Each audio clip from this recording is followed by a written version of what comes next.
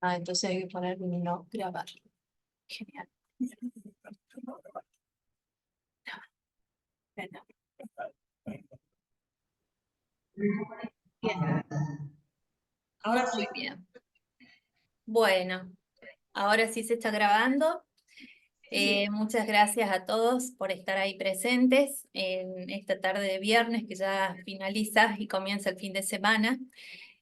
Mi nombre es Analía Castillo, soy médica psiquiatra y estoy muy agradecida y la verdad muy emocionada de poder participar de este posgrado de adicciones y justicia terapéutica.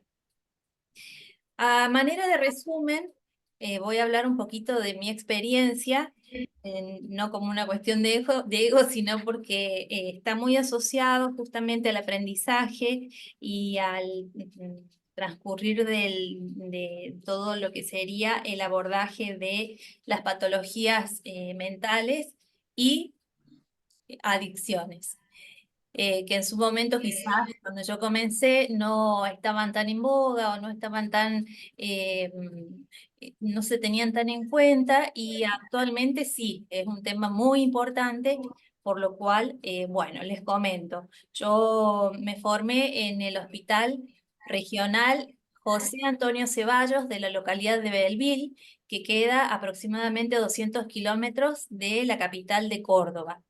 Me recibí de médica en la Universidad Nacional de Córdoba, cursé la residencia como médica residente en este hospital.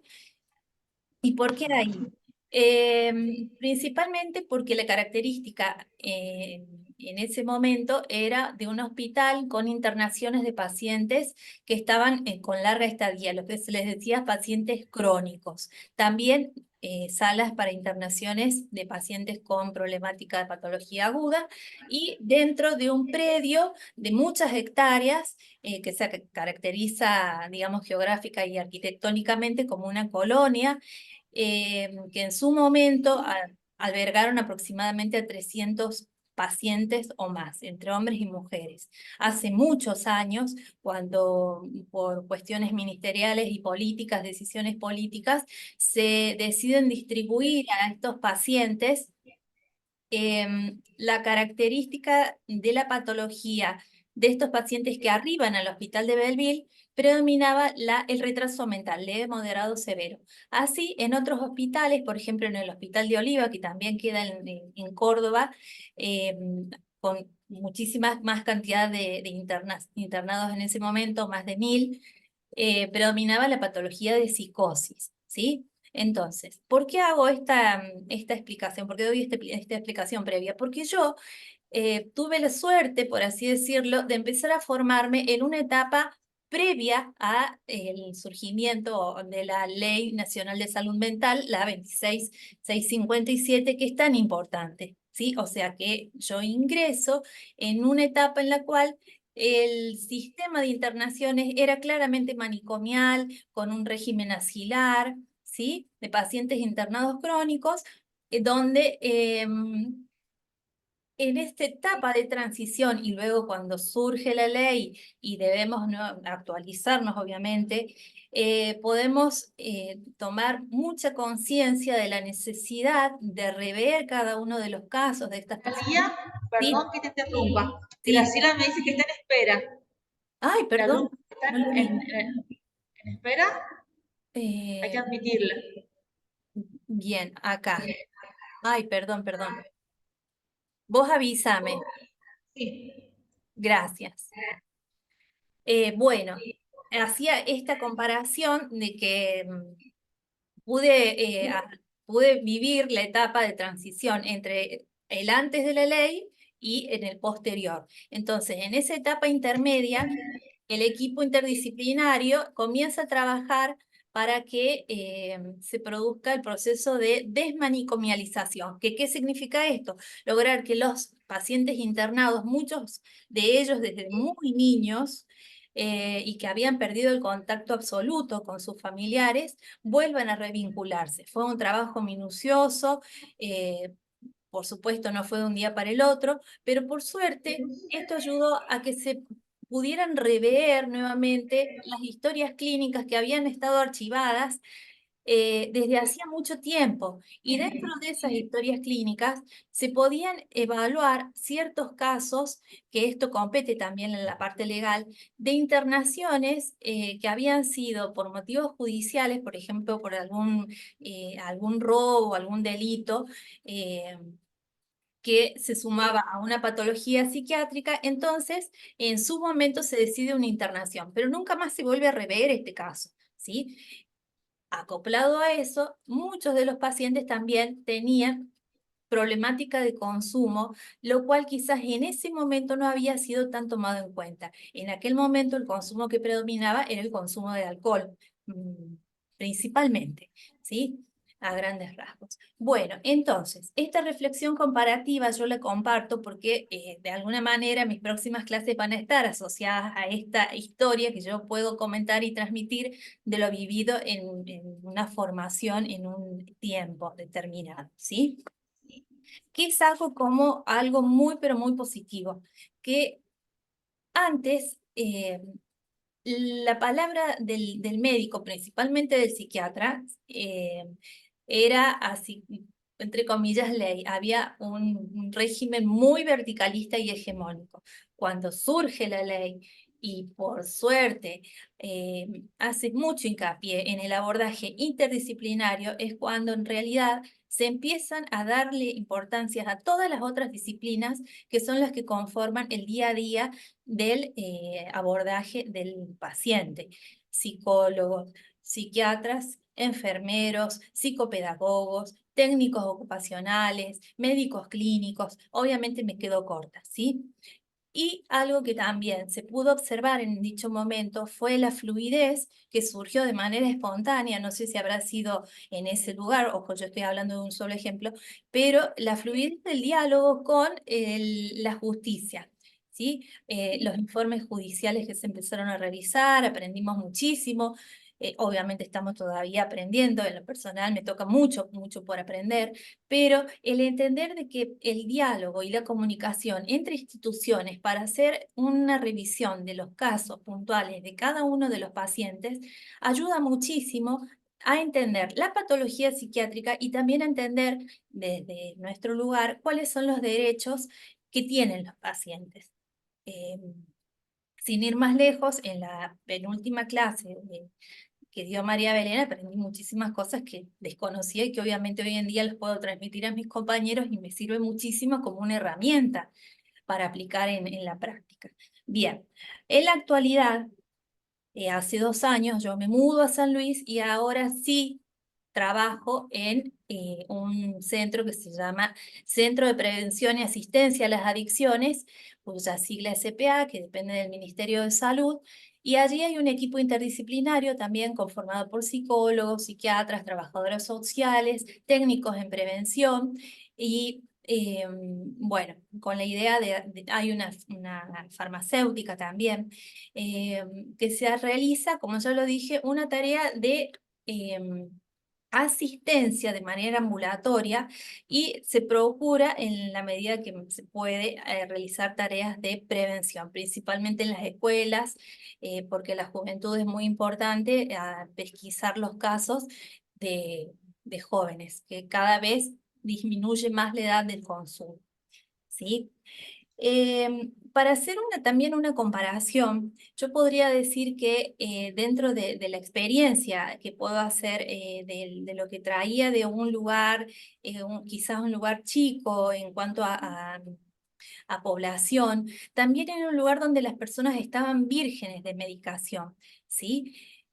Hago esta aclaración porque luego me va a servir para hablar del DSM, que es la guía eh, que vamos a ver luego, ¿sí? De las clasificaciones de las enfermedades psiquiátricas. Ayuda mucho el hecho de poder ver las patologías en las personas que son vírgenes de medicación. En una ciudad de una urbe numerosa, de mucha población, donde por ahí uno tiene un médico clínico de confianza y le dice, mira, estoy medio bajón, tengo problemas para dormir, me siento mal, no tengo ánimo. A veces muchos cometemos el error, siendo médicos clínicos, bueno, yo en algún momento lo fui, eh, de decir, tómate este antidepresivo, vas a estar mejor. Bueno, eso a veces no es lo mejor. Por más buena voluntad que exista, puede ser contraproducente porque puede desencadenar ciertas alteraciones psiquiátricas, que más adelante también los vamos a ver. Entonces, con el afán de hacer el bien se termina haciendo un daño o enmascarando la clínica de una enfermedad que si hubiera sido pesquisada en el momento del inicio, quizás el tratamiento hubiera sido mucho más efectivo. Entonces eso me ayudó en lo personal a poder discernir, a poder ver las clínicas de muchas enfermedades psiquiátricas, como se suele decir del libro. Uno lee en el libro y dice tiene tales y tales y tales características y bueno, eso me sirvió muchísimo.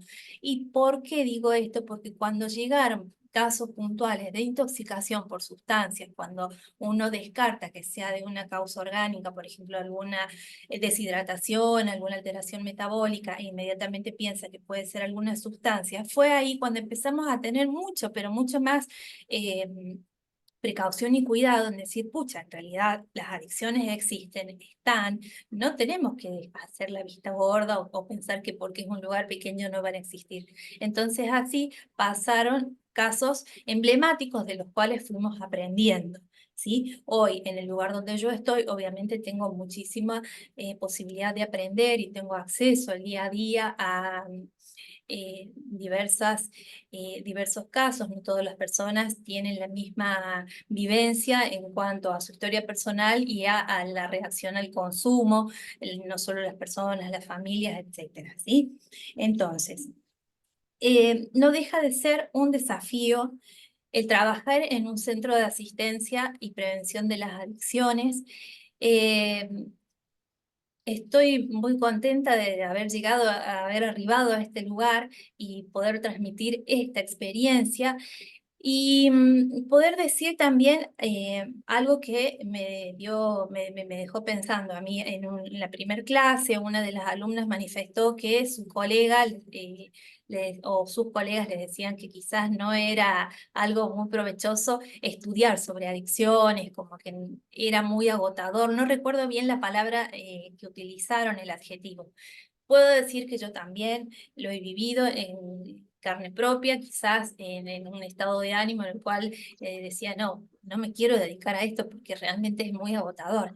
Pero hoy en día, luego de haberme embebido y de seguir haciéndolo en este ambiente donde se trabaja en equipo, donde uno aprende de otro tipo de vivencias personales, de personas que son realmente sufrientes y que necesitan que sean defendidos en sus derechos, escuchados, protegidos y entendidos que la adicción es una enfermedad, es un síntoma de una, quizás de una enfermedad o un padecimiento mayor, hace que uno realmente se comprometa y sobre todo cuando hay un equipo que aporta, por eso es muy importante la interdisciplina, y así en 365 días del año logremos una alta o una persona diga, mira, llevo 12 meses sin consumir, es un gran logro, ¿sí?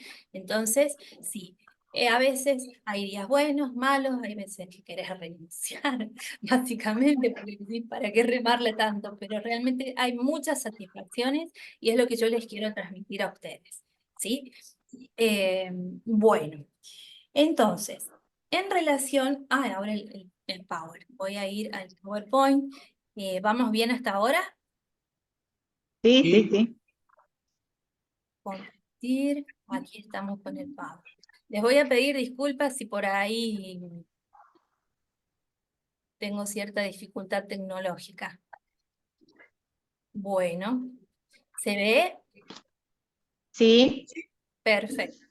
Bueno, el título del posgrado, Adicciones y Justicia Terapéutica.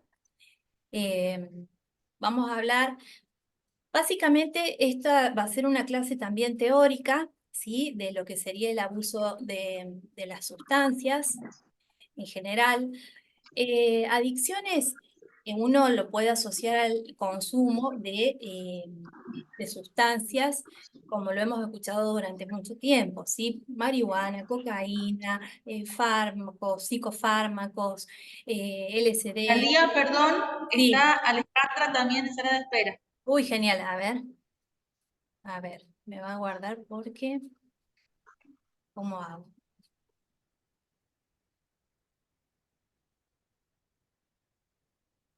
Participantes, Aquí, admitir. Muy bien. Bueno, ahora no sabría cómo volver a al compartir. Filmina, A a ver, compartir la filmina. sí. Creo que ahí. Hola. ¿Ustedes la siguen viendo? La seguimos Sí, viendo. Perfecto. sí. Bueno, entonces, yo decía que a veces adicciones está asociado al consumo de sustancias. Uno inmediatamente dice sí, adicción a la cocaína, marihuana, alcohol, psicofármacos. Pero bueno, hay otro tipo de adicciones de las cuales están surgiendo cada vez más eh, y se les está prestando mucha más atención, que son las adicciones por alteraciones de la conducta de las personas. ¿Sí? Entonces, vamos con lo clásico. Abuso de sustancias sería una dependencia a sustancias psicoactivas, ¿sí? Que produce un conjunto de síntomas y signos cognitivos con un motivo que producen efectos fisiológicos, principalmente del comportamiento, y que indican que la persona ha perdido el control sobre esta sustancia que consume a pesar de sus consecuencias adversas. Bueno, para desglosar un poquito más esta definición, estos componentes son muy importantes. El componente emotivo sería un deseo consciente, con una intencionalidad, con una decisión de usar una sustancia, lo cual puede luego decantar en un abuso, ¿sí? Y la búsqueda, en la mayoría de las situaciones, es la gratificación, la sensación de placer, eh, para atenuar todo lo contrario, ¿sí? Sensación de placer, para anestesiar, momentos o situaciones en que uno está bajón, como suele. Yo voy a transmitir mucho lo que escucho de mis pacientes, cómo manifiestan la clínica, los síntomas, ¿sí? Yo tomo, consumo, porque, bueno, así es la manera de que me puedo olvidar lo que me pasó en tal situación, porque estoy enojado, porque estoy frustrado en la vida, porque me siento mal, siento vacío, entonces esto es lo único que me llena. El componente cognitivo está relacionado con la forma que las sustancias obviamente alteran las emociones de las personas, las emociones, los pensamientos, sí o sí se produce una modificación o una alteración bajo el efecto de sustancias tóxicas, ¿sí? Entonces, incluso este cambio de comportamiento también suele ser eh, buscado, ¿sí? Lo vamos a ver en la cocaína, sin ir más lejos, muchas personas con ciertos grados de timidez, ciertos grados de baja autoestima o ensimismados. eh, que tienen presiones a nivel laboral, por ejemplo, con roles muy importantes, de pronto no encuentran una salida más allá de que la del consumo de cocaína, porque la cocaína es una sustancia euforizante que te hace sentir que sos súper poderoso y que podés con el mundo, ¿sí? Ese es uno de los ejemplos. Y el componente biológico, eh, que sería una vulnerabilidad o una herencia genética, o puede haber alguna tendencia a tener algún tipo de adicción, eh, porque hubieron quizás algunos genes del parentesco materno-paterno que sí existen. Y se puede observar sobre todo en las personas que consumen alcohol. Bueno, ¿cómo vamos con el tiempo? Bien, son las 8, vamos bien. Bueno, bueno. La clasificación de las sustancias adictivas de acuerdo con sus efectos. Las sustancias son infinitas, son un montón, pero yo trato de hacerlo de manera práctica para que sepan, porque obviamente ustedes también lo deben ver en la práctica cotidiana, que estas sustancias que yo les anoté ahora son las de mayor frecuencia, ¿sí? Perdón, de uso más frecuente. Dentro de las clasificaciones según su efecto, están las que producen un efecto depresor, el alcohol. El alcohol es una sustancia que es socialmente aceptada y que, bueno, eh, se consume, que tiene efectos tranquilizantes, inicialmente puede ser euforizante, pero siempre termina generando una depresión del sistema nervioso y con letargo, con espasticidad, digamos, una lentitud, es la clásica borrachera, el tambaleo, ¿sí? La inestabilidad postural y que termina en el sueño, en el mejor de los casos, porque a veces puede producir alteración en la conducta del orden de la agresividad, pero eso ya sería en una intoxicación realmente muy jodida, muy grave y que a veces suele estar combinado con otras sustancias, lo cual también es muy frecuente. Aclaro esto, el uso de sustancias ya lamentablemente no es solamente de una sola, sino que están muy, pero muy de moda en la combinación de varias sustancias. Los barbitúricos, que son fármacos que se utilizan en la práctica clínica, y las benzodiazepinas es el clásico alprazolam, clonazepam, lorazepam, son los ansiolíticos que se utilizan en las situaciones de estados de ansiedad, de nerviosismo, y que acá hago un paréntesis, y que ocurre mucho en la práctica, ¿sí? Muchas personas dicen, bueno, mira, no podía dormir o me sentía ansioso, de pronto mi abuela, mi tía, mi mamá me convidó una pastillita de alprazolam. El alprazolam es altamente adictivo y si bien, vuelvo a repetir, un familiar intenta hacer un bien, pero termina generando un daño colateral. Si hay una persona que tiene una tendencia altamente adictiva, puede quedar enganchado con el consumo del alprazolam si esta medicación no está regulada por un médico que le indica.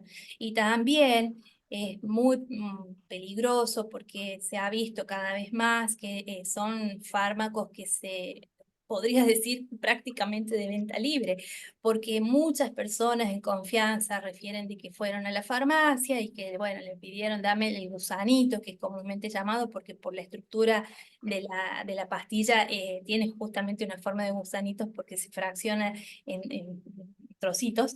Entonces, bueno, no sé, por...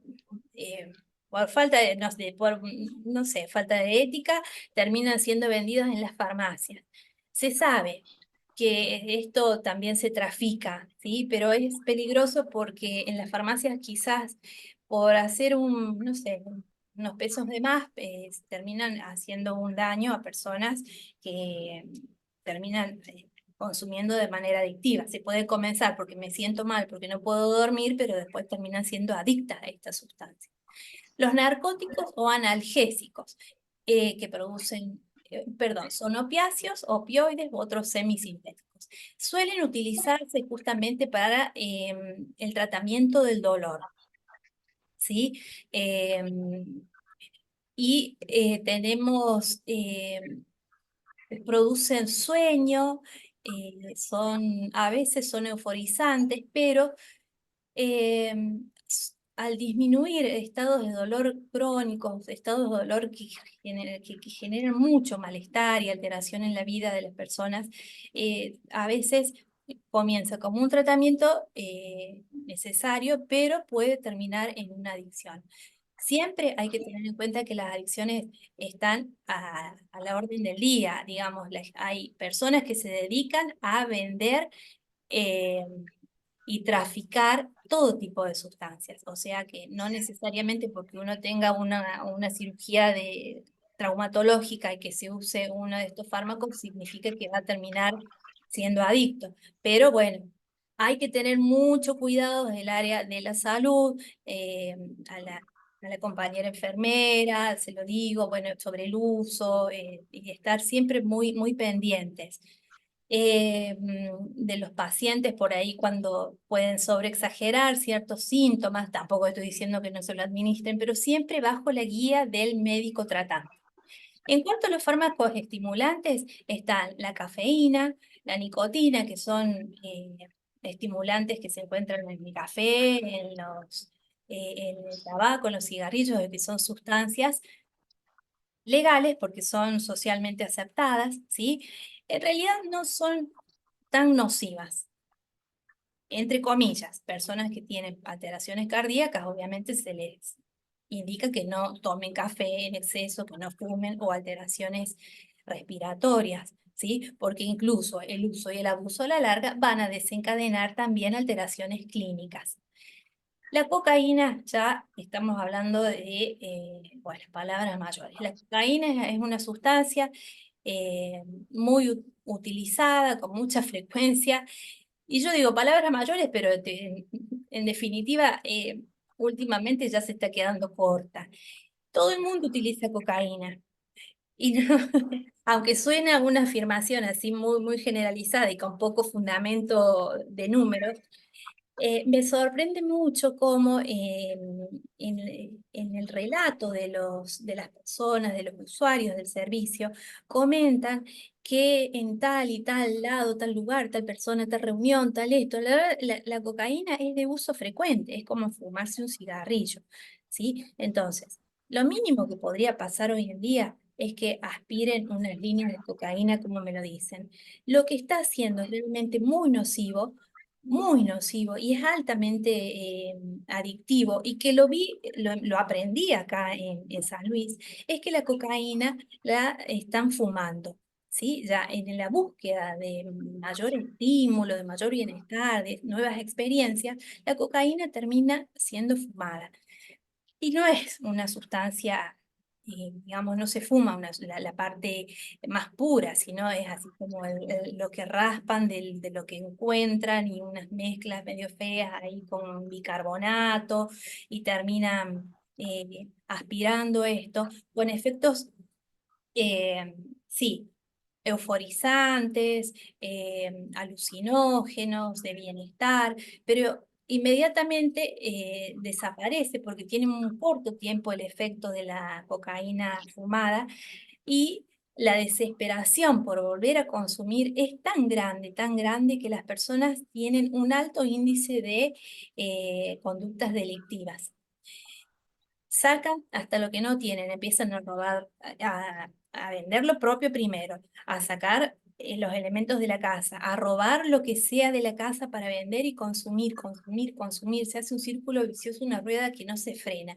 En toda esta dinámica del consumo de la cocaína fumada, las personas pierden la noción de lo que sería la alimentación, la higiene, el horario, el día, la noche, pasan días y días consumiendo. Entonces esto produce un deterioro tan grande en un corto periodo de tiempo, que eh, hay pérdida de peso, hay alteraciones metabólicas, descalcificación. Hay personas que en el término de un año bajaron 50 kilos y hasta han perdido la dentadura, han perdido el cabello, la piel, hay alteraciones dermatológicas, ¿sí? Y Bueno, que te vaya lindo. con mucha implicancia legal en este caso, ¿sí? Como se ven en estas conductas de robo irrefrenables, terminan la mayoría presos, ¿sí? O con alguna causa judicial por situaciones de violencia, de robo, porque claro, no estamos hablando solo de la persona que padece esta problemática, sino que el entorno también se empieza a poner violento en la mayoría de las situaciones, o por querer frenarlo se generan situaciones de violencia, ¿sí? Es muy, muy complejo el consumo de cocaína cuando la fuman. Le dicen el pipazo, y lo aprendí acá, el pipazo. Vengo porque consumo pipazo.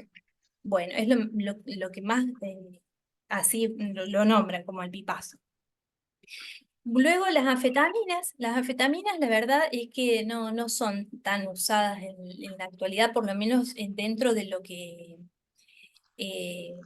de lo socialmente utilizado en un ámbito del día a día. Hace mucho tiempo sí eran utilizadas por los estudiantes, los deportistas para tener mayor rendimiento en sus actividades intelectuales, entre comillas, porque era un falso buen rendimiento.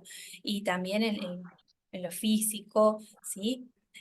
Hoy en día eso puede estar un poquito más controlado. Creo que los que más lo pueden llegar a usar son las personas que se dedican a hacer actividades deportivas de alto im- impacto o que requieran alto rendimiento.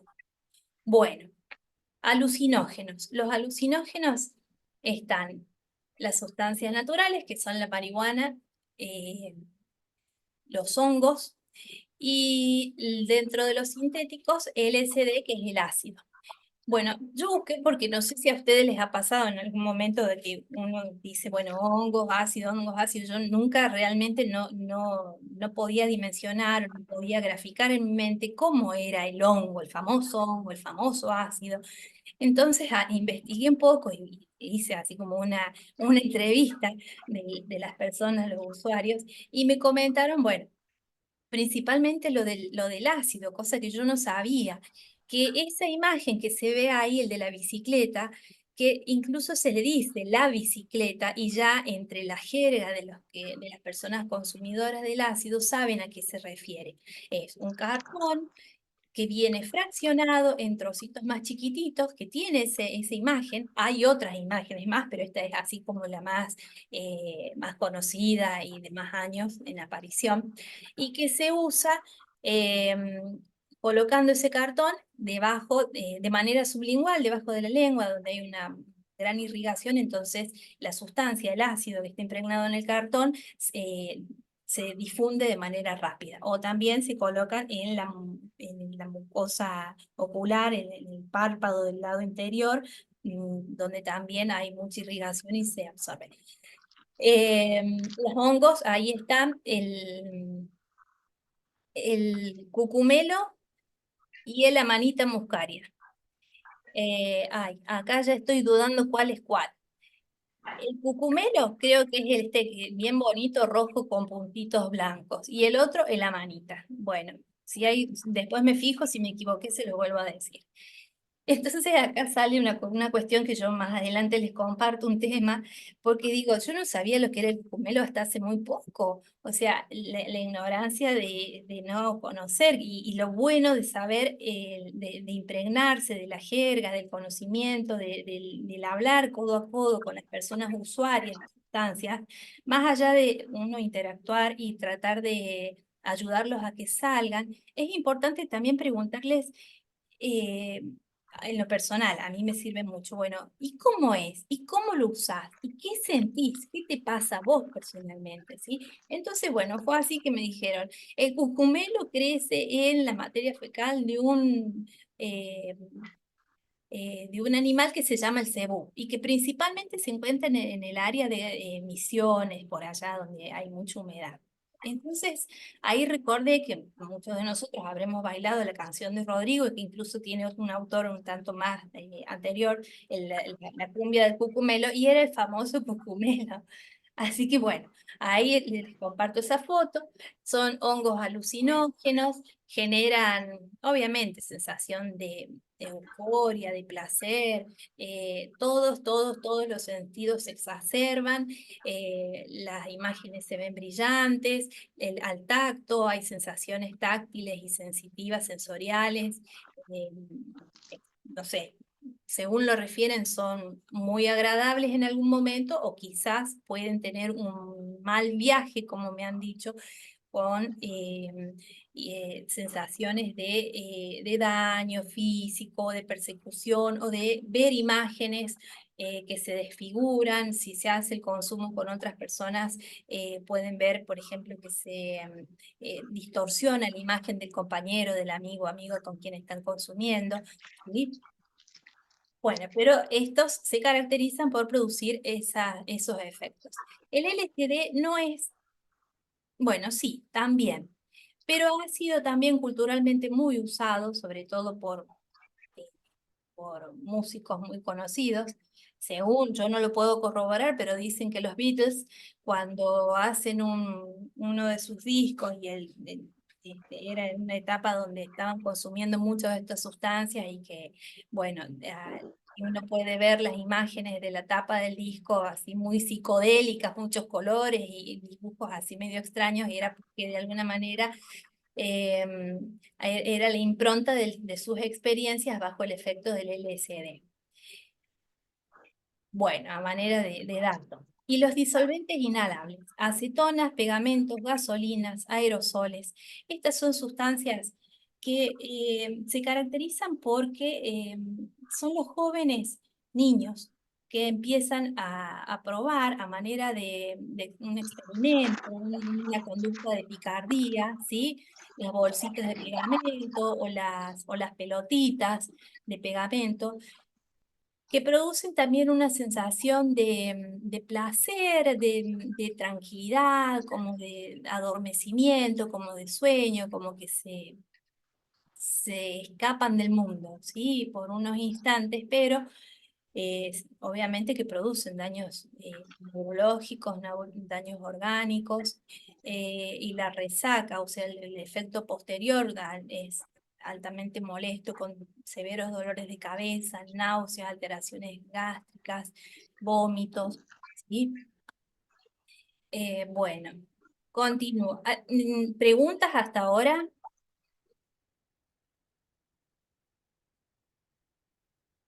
¿Hola? No, está bien. ¿Vamos? Hola. Sí. ¿Vamos bien? Sí, se entiende. Sí, Bueno. sí. Bueno, ustedes me avisan, por favor, si necesitan que yo vuelva sobre algún tema. Bien. Igualmente, más adelante vamos a volver a retomar sobre esto, ¿sí? No nos quedamos acá. Esto es a manera teórica, como vamos a ir impregnándonos de lo que son las adicciones. Bueno, entonces ahora pasamos al DSM-4.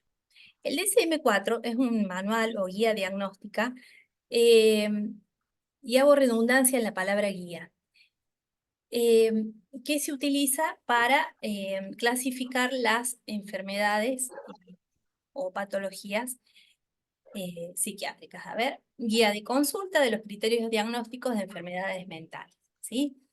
La publicación del manual de CM5 aporta novedades con respecto a la codificación, clasificación y diagnóstico de los trastornos mentales, que tienen amplios efectos sobre muchas especialidades. Bien, es un manual enorme. Digo que es una guía porque no es necesario que todos sepamos, ni siquiera los psiquiatras, toda la codificación del DSM-5, ¿sí? Pero es altamente útil en situaciones puntuales, por ejemplo, cuando de algunas instituciones, eh, por ejemplo, cuando uno tiene que hacer algún informe judicial, queda requiere en realidad la, el diagnóstico, elevar o brindar el diagnóstico en un código, ¿sí? Porque esos códigos, al ser bien utilizados, se pueden, cuando uno lo lee del otro lado, va hacia el manual y dice, ah, bueno, me están hablando de tales y tales y tales características, ¿sí? Entonces, de alguna manera uno resume toda una descripción clínica en un código, para facilitar la redacción por parte de quien lo pide, pero también yo entiendo, y me ha pasado en muchas situaciones, que no sabemos quién lo está leyendo. Y en el caso de las adicciones, hay que tener muy en cuenta de que todavía estamos muy embebidos por una sociedad altamente estigmatizadora, ¿sí? Y criminalizadora de las personas que consumen. Entonces, no es lo mismo decir, Analía tiene un F10, a decir, Analía tiene una adicción al consumo de bebidas alcohólicas, principalmente la ginebra, tantos y tales días, tanta cantidad, con alteraciones de tal y tal tipo, ¿sí? Porque bueno, cuando uno lee todo eso, no sabemos si está realmente capacitado para hacer una lectura crítica y objetiva, o le pone una impronta de, ah, mira vos, Analía, cómo toma alcohol, por no decir otra palabra. ¿Se entiende? Entonces el DSM a mí me parece que ha sido un manual, bueno, aparece desde antes, DSM-3, 4, ahora está el 5, ¿sí? Que tiene cuando se lo usa de manera correcta es muy útil.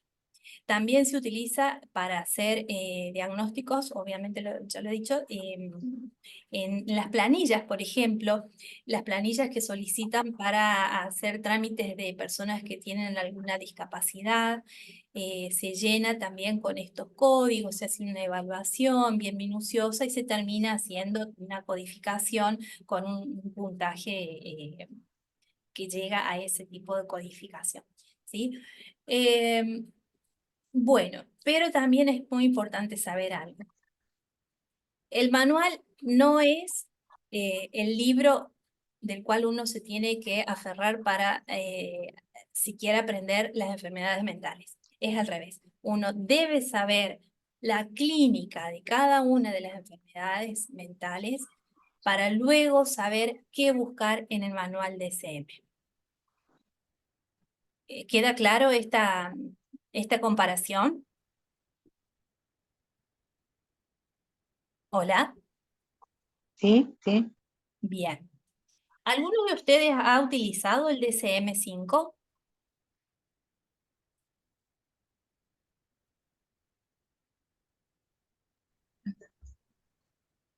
No, yo no. Bueno, muy bien.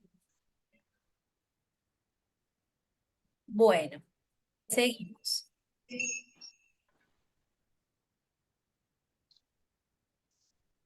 Bueno, vamos nuevamente a hablar un poco de dependencia y abuso de sustancias. ¿Qué sería el abuso? Eh, Cuando la conducta ya pasa a ser desadaptativa, ¿sí? Cuando la persona de manera consciente realmente pasa a consumir, a dedicar todo el tiempo en el consumo y deja de lado todas las actividades que son realmente importantes, como el trabajo, la familia, el estudio, ¿sí?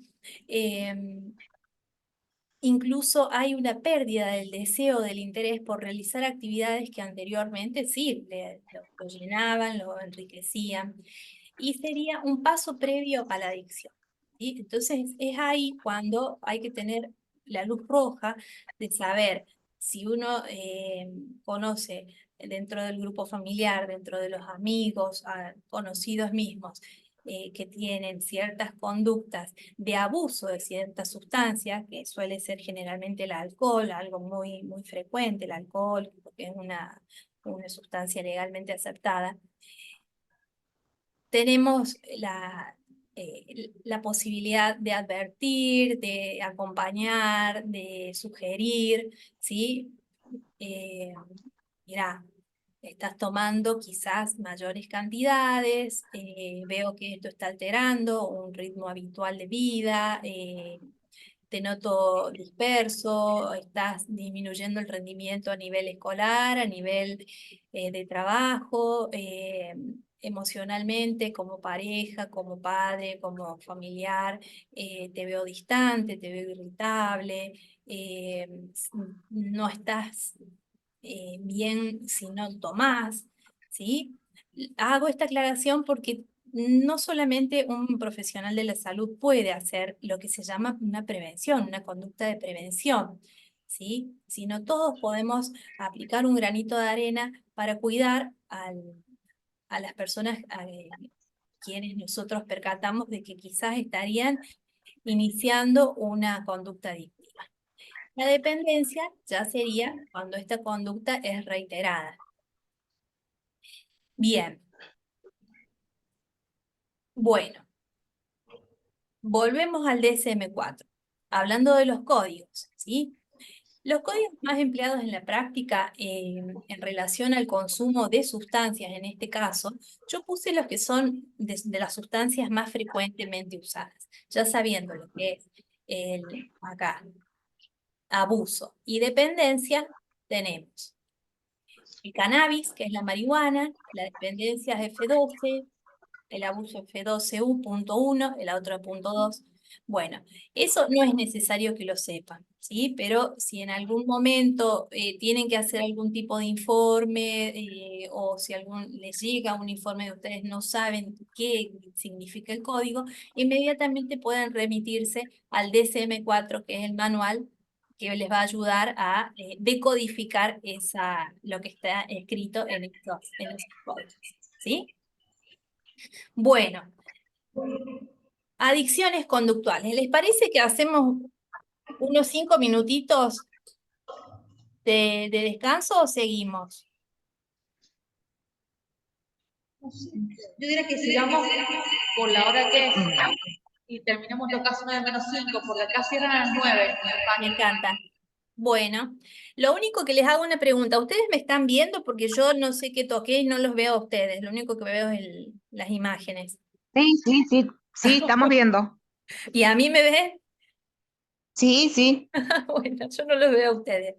Bueno, adicciones conductuales. Como le había dicho en el inicio de la clase, uno cuando se remite a la palabra adicción inmediatamente lo asocia con la sustancia, pero hoy en día ya se está prestando mucha más atención a lo que serían las adicciones conductuales, donde no hay una sustancia, sino desde el año 1980 ya hay adicciones relacionadas con las conductas de ciertas personas, ¿sí?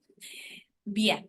Y están asociadas también a ciertos trastornos del control de los impulsos.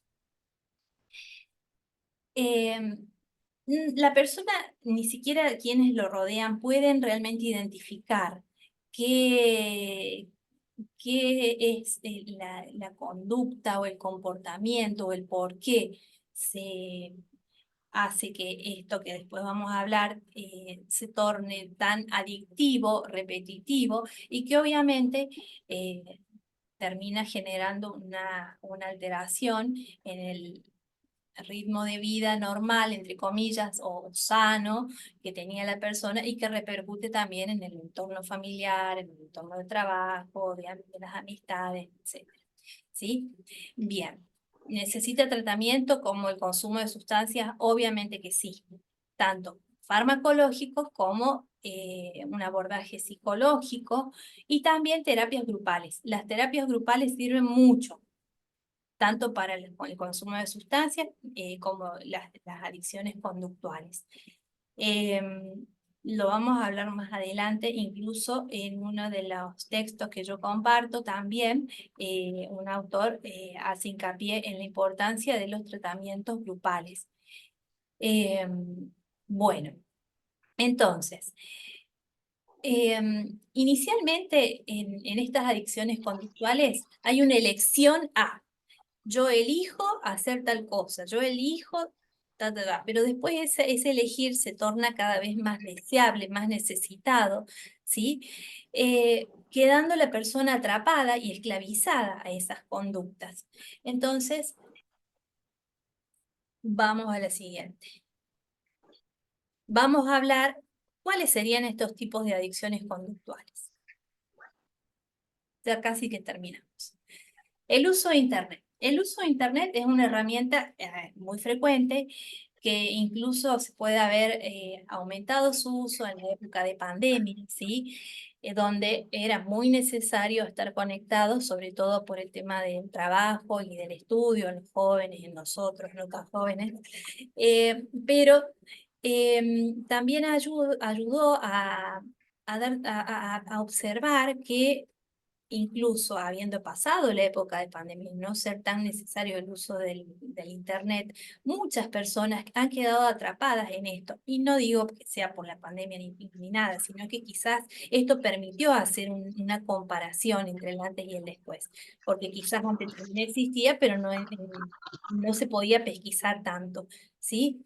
Entonces, personas pasan muchas horas, mucho tiempo enganchados, conectados a la red, ¿sí? Obviamente, no se alimentan bien, no descansan, hay alteraciones en el comportamiento, alteraciones en la alimentación, pérdida de rendimiento de todo tipo de actividad, ¿sí? El uso del celular, uno dice, bueno, ¿qué tan inofensivo puede ser un celular? Pero ¿cuántos de nosotros pasamos mucho tiempo con el celular, y no solamente porque sea una cuestión de trabajo, o por una cuestión de estar conectado con algún familiar, alguna persona que uno está preocupado, sino que pasamos mucho tiempo realmente viendo las redes sociales, etcétera, etcétera. En un momento, bueno, sabemos que tenemos que dejarlo, ya es medio tarde, mañana hay que seguir con las responsabilidades, pero hay personas que obviamente quedan enganchadas en esto, ¿sí? Porque aparte, los teléfonos que cada vez tienen mayor tecnología incluida dentro de este aparatito, son un abanico de posibilidades, a juegos, a juegos interactivos, a juegos de apuestas, ¿sí? Y entre otras actividades. Tienen cámaras, tienen videos, uno puede conectarse a distintas eh, como sería salas que existen también con distintos tipos de actividades. Y aquí lo puedo asociar también a actividades, por ejemplo, la adicción al sexo está la pornografía, ¿sí? El uso y abuso de esas imágenes, bueno, de esa eh, no sé cómo decirle, esa actividad, ¿sí? La adicción al sexo es, hay un paciente que yo nunca había tratado a una persona con adicción al sexo, pero bueno, esta persona refiere que sí, que su único objetivo es poder concretar un encuentro con un otro, hace mucho uso de imágenes, tanto de las redes, de revistas, de todo lo que pueda llegar a encontrar. Tiene conductas masturbatorias, compulsivas, y esto le trajo severos problemas en el trabajo. Es una persona grande ya, y bueno, obviamente la familia con mucha dificultad de entender, es una persona que está retraída, pasa mucho tiempo encerrado en su habitación, y bueno, se está trabajando. No digo que obviamente sea haya curado, pero estamos en el proceso de tratamiento siempre farmacológico, psiquiátrico, y haciendo así consultas porque eh, no todos tenemos el saber absoluto, ¿sí? Y lo digo realmente porque es el primer caso que a mí se me presenta, y no ha de ser el único, quizás hayan más, pero bueno, quizás no, las personas no lo puedan llegar a decir, o las familias. La adicción al trabajo, sí, el trabajo es muy necesario, es a veces muy gratificante, ¿sí? Eh, pero cuando ya la persona lo único que hace es pensar en trabajar, trabajar, trabajar, trabajar, donde ya incluso el objetivo es tener ni siquiera un mejor rendimiento, sino como una satisfacción de lograr más en en la autoexigencia para superarse, para conseguir un mayor éxito, una sensación de poder, ¿sí? Porque eso es lo que genera la satisfacción. Termina alienando a la persona, todos terminan en lo mismo, obviamente, la persona se aísla, cambio de conducta, alteraciones en la alimentación, sueño, en la convivencia, ¿sí? La adicción es a las compras, también, acá se llama trastorno de adquisición o consumo compulsivo o neomanía. En este caso, las personas tienen un deseo irrefrenable de comprar, pero no comprar cosas para uno como, y no sé, espero que no suene mal, pero a muchas nos gusta, a muchas mujeres de como una característica general, no digo que todas, nos gusta comprarnos un par de zapatos, una cartera, así, y eso genera una sensación de placer. En estas personas que ya tienen un trastorno, hay una sensación previa de vacía, una necesidad inmensa de hacer una compra. Pero claro, como tras esto está enmascarada la culpa, porque de alguna manera saben que no están haciendo algo adecuado, las compras son como en forma de regalos para terceros, ¿sí? Entonces, se compra, paquetes, paquetes que después quedan encasillados y guardados en el fondo del armario, pero el objetivo ya fue cumplido, que fue saciar esa necesidad de satisfacerse a través de una compra. Adicción a la comida, también. Eh, ¿Qué puede producir la adicción a la comida? Esto es un tema para hablarlo más extensamente. Pero en este caso, la conducta compulsiva es el comer de manera copiosa para saciar unas sensaciones de soledad, de tristeza, personas que están muy ensimismadas, que obviamente pueden estar íntimamente relacionadas o asociadas a trastornos depresivos, ¿sí? Los procesos de atracones, como así se llama, se realizan en soledad, de alimentos de mucho contenido calórico, que obviamente terminan con una posterior sensación de culpa y también malestar físico y descomposturas. Bien, juego patológico o ludopatía. Es un comportamiento de juego desadaptado, recurrente y persistente, ¿sí? El juego actualmente, o sea, sabemos que hay infinidad de casas, de casinos y casas de juego, que está también socialmente aceptado, pero ya se define como una enfermedad la ludopatía, porque realmente produce estragos, tanto en la persona, en su vivir, en su sano vivir. Personas que terminan alienadas, pasan días, horas encerradas, sí, en los casinos principalmente. Tengo una señora que ella juega y incluso le ha costado mucho asumir que tiene esta problemática, hasta que un día le pregunté, bueno, ¿de dónde venís? Y me dice, vengo de jugar, vengo del casino. Antes de venir acá, vine del casino. Y esa fue la puerta de entrada a la cual me permitió poder indagar un poco más y aprender y entender cómo ven ellos, cómo se sienten. Bueno, dice, yo estoy en un lugar donde todos son entes.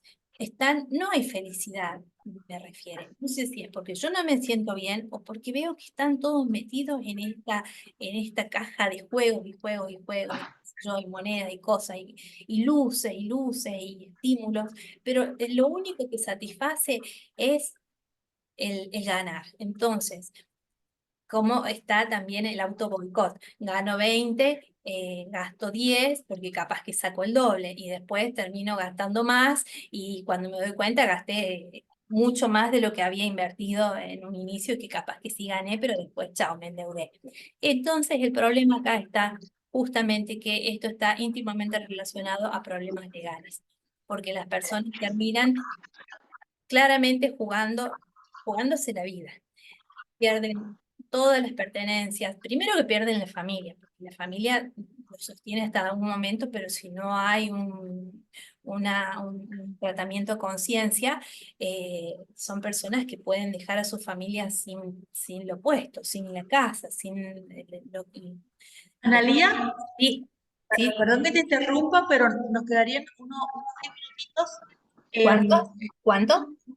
unos 10 minutitos, Ah, porque sí, acá ya no justo. cierran. Sí, Acá ya sí, no me porque cierran. esta es la Me parece penúltima. muy interesante lo que estás diciendo, estoy Sí, aprendiendo muchísimo, muy interesante lo que estás diciendo. Yo ya le dije a los chicos que has subido todo al tema número 5 todo el material de estudio.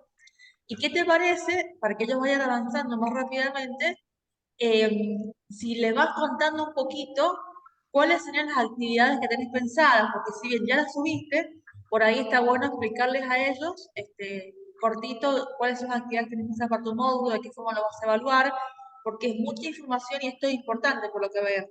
sí. Bueno. Igualmente esto ustedes lo van a leer. La última, era la penúltima, después era agradecerles. En esta clase yo quisiera que tomen notas de las dudas que puedan llegar a tener al respecto, ¿sí?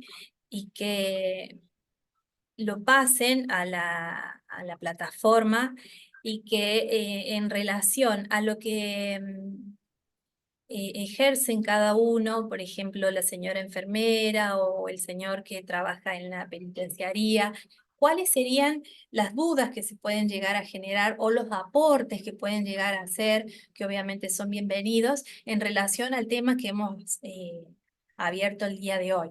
¿sí?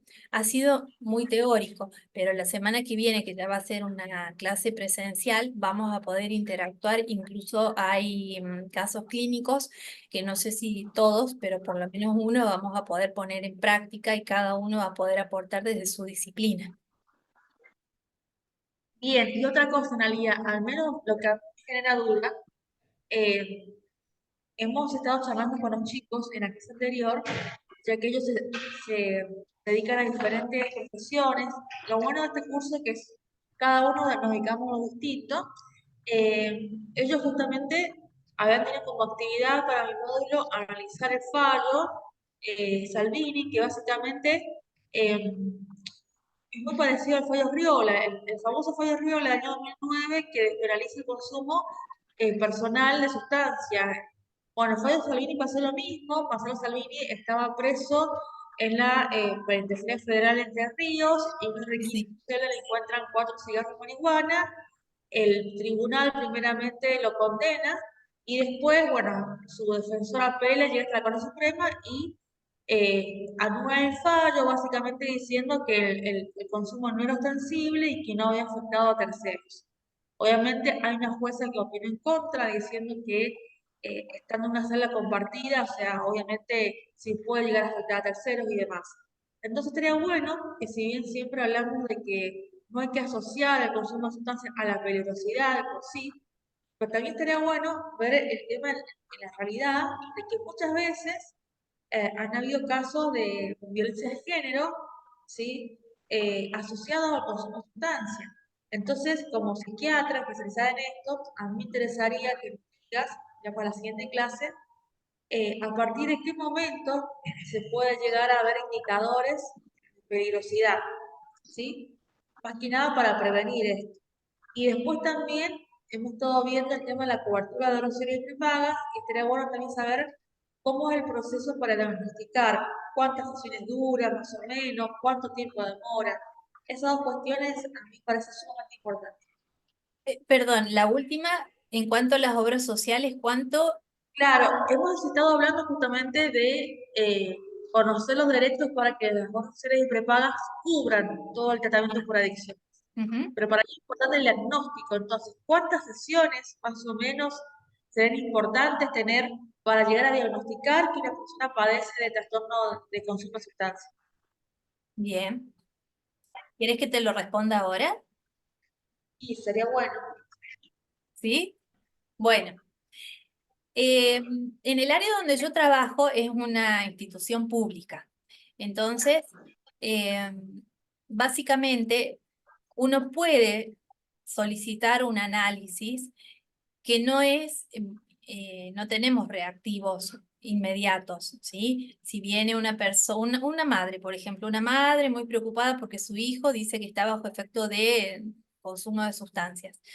Ojalá tuviéramos realmente reactivos en ese momento para poder tomar una muestra y cerciorarnos de que sí hay un consumo y un proceso de intoxicación de X sustancia. Pero en el lugar donde yo estoy, que es un tratamiento ambulatorio, no tenemos, no disponemos de esos reactivos. Desconozco si en la actualidad en el Hospital de Salud Mental lo tienen. Y las personas que asisten al CPA a veces no disponen de los recursos económicos para asistir a un laboratorio privado para hacer en el momento la toma de la muestra. Entonces, nos basamos en la clínica.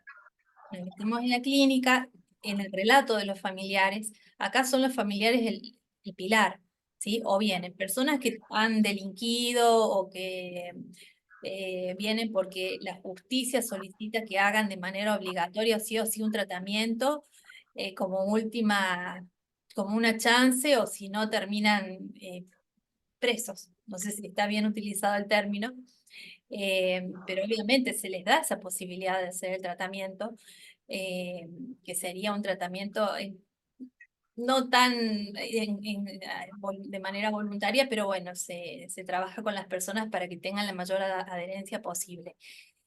Y las familias son las que sí, te corroboran, te dicen, mira, sí consume.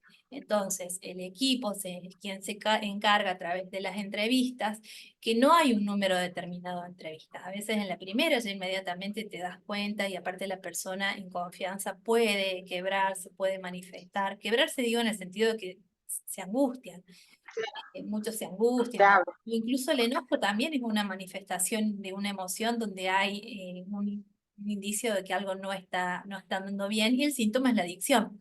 Entonces sí, te dice sí, estoy consumiendo tal y tal sustancia y a veces en la primer consulta ya no puede hacer así como una radiografía inicial de la persona y si te piden un informe en ese momento vos puedes decir, esta persona refiere consumo de tal posible o compatible con problemática de adicción de cocaína, por ejemplo, ¿sí? Si te lo están pidiendo en ese momento.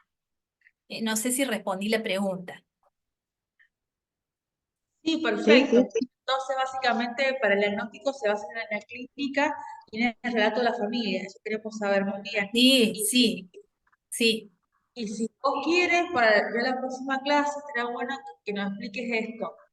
Lo que generaba mi duda recién, que si bien no queremos a priori hablar de peligrosidad, sí es importante saber justamente a partir de qué momento o mediante cuáles indicadores podemos dar cuenta, ¿no es cierto?, que la persona puede llegar a provocar un riesgo para sí mismo o para terceros, justamente por los casos de violencia asociados justamente que cuando los han provocado, en muchos casos, quienes ejercen violencia de género están bajo sustancia. Hablo de estadísticas en la práctica. No queremos estigmatizar por nada del mundo, pero sí es importante saber en qué momento, digamos, que tener mayor cuidado para tomar justamente medidas terapéuticas pertinentes. Bien. Bueno, voy a estudiar un poquito más sobre el tema, pero desde ya te digo que todos, absolutamente todos, nosotros incluidos, bajo el efecto de cualquier tipo de sustancia, somos capaces de transformarnos en el peor monstruo, ¿sí? Entonces, es así como ambigua la respuesta. No te puedo decir bajo cuánta cantidad de sustancia una persona se vuelve peligrosa, o sí te puedo decir puede tener ciertas características de personalidad, pero también es muy importante saber que todos podemos tornarnos realmente peligrosos bajo el efecto de cualquier sustancia, empezando por el alcohol. Bien, porque justamente uno de los trabajos prácticos que vamos a hacer más adelante, de forma integradora, como se los ven diciendo los chicos, es vamos a analizar el famoso caso de Chano Carpentier, el Mm. cantante del grupo Tambiónica, y lo digo porque fue muy público, no estamos vulnerando la intimidad ni la privacidad de nadie, es un caso público que se judicializó. Vamos justamente a analizar la forma en que se obró, porque justamente por la falta de herramientas y conocimiento, cuando llegan los asesores policiales, toman medidas drásticas que no eran las pertinentes y termina un policía justamente detenido, que hoy por hoy ha sido absuelto, pero tuvo que afrontar todo un proceso judicial largo y termina Chano, paciente de salud mental, con una lesión severa que le ha terminado justamente costando la pérdida de un órgano. Sí. Entonces, por eso hablaba del tema de peligrosidad, más que nada para saber afrontar. Así que ya vayan tomando nota, chicos, de que ese caso lo vamos a dejar dentro de unos meses cuando ya vamos avanzando el curso. Bueno, Analia, nos quedan, si quieres hacer el cierre, 3 minutitos.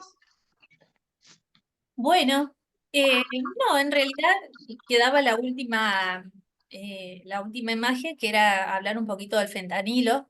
Que el fentanilo, no sé si han escuchado, que es, bueno, es un enemigo que acecha, que ya hubieron casos de consumo de fentanilo en Buenos Aires. Ojalá no se distribuya por el resto del país.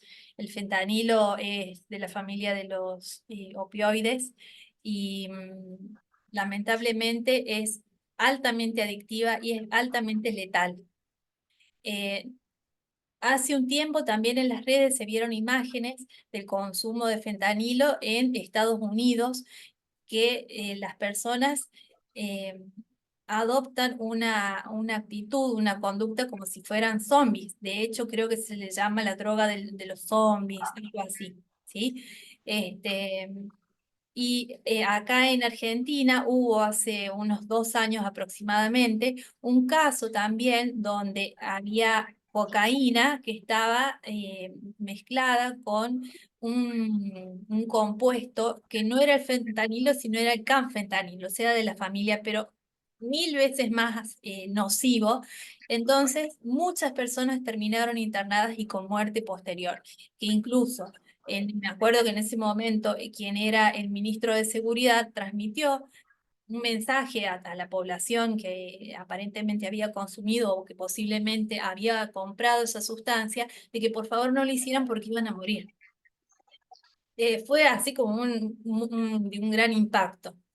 Eh, Así que bueno, nosotros acá todavía no hay fentanilo. Averigüé en mis colegas del sur tampoco, en Belville, de donde, bueno, yo inicié mi formación tampoco, pero bueno, esperemos que no se, digamos, difunda, porque la verdad que es muy nocivo. Era lo último que quedaba como un dato. Y bueno, y agradecerles a todos por estar ya en viernes a esta hora, la verdad que ha sido una semana larga. Y nos estamos viendo la semana que viene, que voy a viajar, Dios mediante, y que por favor mi automóvil me acompañe porque lo tengo en el taller. Me dijeron que lo van a arreglar hasta la semana que viene y podría viajar. Bueno, gracias doctora, creo que la clase ha sido más que clara, todo hemos aprendido muchísimo, así que bueno, aprovechemos el conocimiento de Analía y aprovechemos también el conocimiento de cada uno, y si quieren vayan leyendo todo el material, entonces la próxima clase seguimos participando entre todos. Sé que yo también he aprendido de Graciela, de Alejandra, de Marcelo, cada uno tiene una visión diferente. A mí me encanta la diferencia, me encanta que cada uno Sí. sea diferente, diverso, una forma de pensar, más allá de la profesión, una forma de pensar muy distinta, y eso está buenísimo. Así que, bueno, se ha unido acá Andrea que ya es abogada, trabaja en abogado, y bueno, de a poco se van uniendo y pongamos pilas. Por ahí me saliendo un poco que seamos un poquito en las clases, pero bueno, estoy viendo que la mayoría se conecta después de forma asincrónica y ve todo grabado. Pero bueno, intentemos la clase que viene estar la mayor cantidad posible para aprender entre todos, ¿sí? Muy Bien, bien. ahora en cuanto a los cueros, ahora en cuanto al cuero que a mí me toca, que es la justicia de paz, han incorporado el tema de violencia y en el 90% de la estadística de los casos de violencia aparece en las adicciones, la droga, Sí. pero es la causante más importante en la temática de violencia. Ujú. Y bueno, por eso es muy interesante. Sí, Interesante. sí, sí. Bueno, seguiremos hablando. Bueno, entonces nos vemos si os quiere la que se viene, ¿sí? Muy Muchas bien, gracias, Analia, muchas gracias a todos por estar. que tengan buenas noches. Dale, gracias. Chao. Igualmente.